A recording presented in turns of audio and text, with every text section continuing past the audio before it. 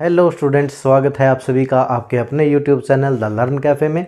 मैं रवि शर्मा टीच करवा रहा हूं आपको 10th क्लास की साइंस। हमने शुरू किया था केमिस्ट्री का फर्स्ट लेसन जिसका नाम है केमिकल रिएक्शन एंड इक्वेशन। हम पढ़ रहे थे टाइप ऑफ केमिकल रिएक्शन। चलिए इसी कड़ी में आगे पढ़ते हैं टाइप ऑफ केमिकल रिएक्शन का नेक्स्ट पार्ट जो है हमारे पास डिस्प्लेसमेंट रिएक्शन। डिस्प्लेसमेंट रिएक्शन तो क्या होती है डिस्प्लेसमेंट रिएक्शन? कब कहेंगे किसी रिएक्शन को displacement reaction? When a highly reactive element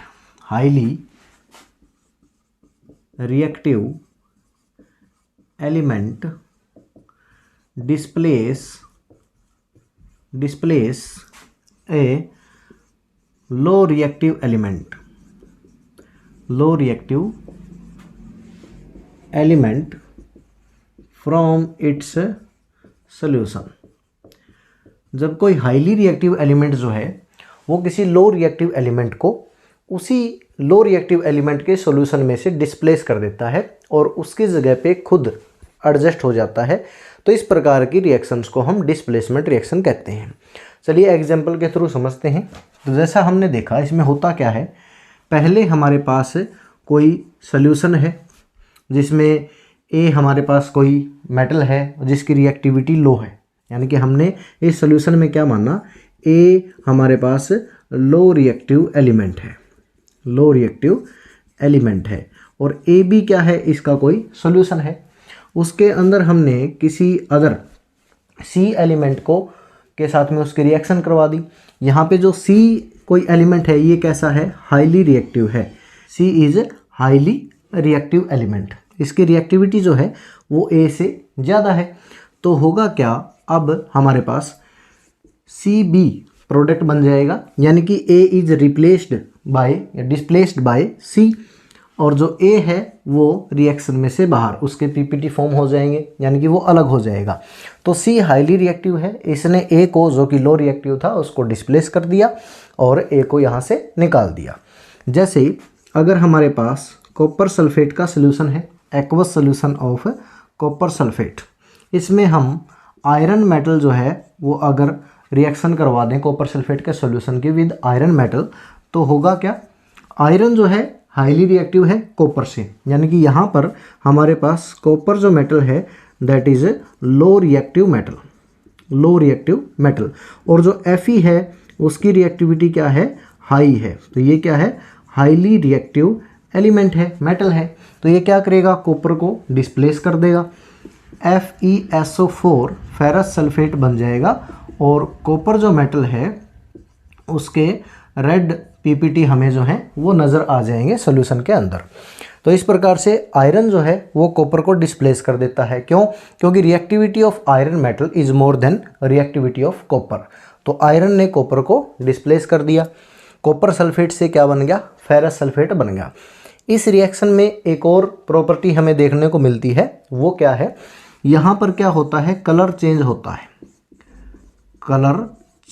है। किस प्रकार से चेंज होता है, कॉपर सल्फेट जो है, कॉपर सल्फेट का कलर होता है ब्लू कलर होता है। जैसे ही रिएक्शन करवाते हैं आयरन के साथ, तो रिएक्शन करवाने के बाद क्या बन जाता है, FeSO4 फेरस सल्फेट बन जाता है। फेरस सल्फेट का कलर कैसा होता है, ग्रीन। तो जो कलर चेंज होता है वो किस प्रकार से होगा, ब्लू टू ग्रीन। तो इस प्रकार से क्वेश्चन भी पूछ लिया जाता है आपसे कि जो कॉपर सल्फेट है उसका कलर आयरन नेल्स डालने पर या आयरन के साथ में रिएक्शन करवाने पर कॉपर सल्फेट का जो कलर है वो क्यों चेंज होता है। तो यहाँ पर क्या हम रिप्लाई करेंगे कि कॉपर सल्फेट जो है उसकी जब हम आयरन मेटल से रिएक्शन करवाते हैं तो डिस्प्लेसमेंट रिएक्शन होती है। डिस्प्लेसमेंट रिएक्शन से कॉपर सल्फेट से चेंज होकर के क्या बन जाता है, फेरस सल्फेट बन जाता है। कॉपर सल्फेट का कलर ब्लू होता है, फेरस सल्फेट का कलर कैसा होगा, ग्रीन होगा। तो इस प्रकार जो डिस्प्लेसमेंट रिएक्शन है वो टेक प्लेस होती है। आइए कुछ और एग्जांपल देखते हैं। कॉपर सल्फेट के सॉल्यूशन में, कॉपर सल्फेट एक्वस सॉल्यूशन, इसमें अगर हम जिंक के साथ में रिएक्शन करवाते हैं, जिंक मेटल ऐड करते हैं, तो भी क्या होगा, जिंक सल्फेट बनेगा। जिंक सल्फेट प्लस में कॉपर जो मेटल है वो डिस्प्लेस हो जाएगी। यहाँ पर भी हम देखते हैं कॉपर जो है वो कैसा है, लो रिएक्टिव है, यानी कि रिएक्टिविटी कॉपर की कम है, किससे, जिंक से। जिंक यहाँ पे क्या है, हाईली रिएक्टिव एलिमेंट है।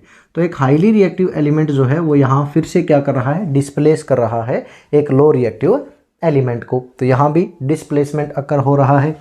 सिमिलर वे में FeSO4 अगर हमारे पास है और इसमें हम एल्यूमिनियम मेटल जो है वो ऐड कर देते हैं तो इससे भी क्या होगा, Al2SO4 थ्राइस एल्यूमिनियम सल्फेट बनेगा और जो आयरन मेटल है वो क्या होगी, डिस्प्लेस हो जाएगी।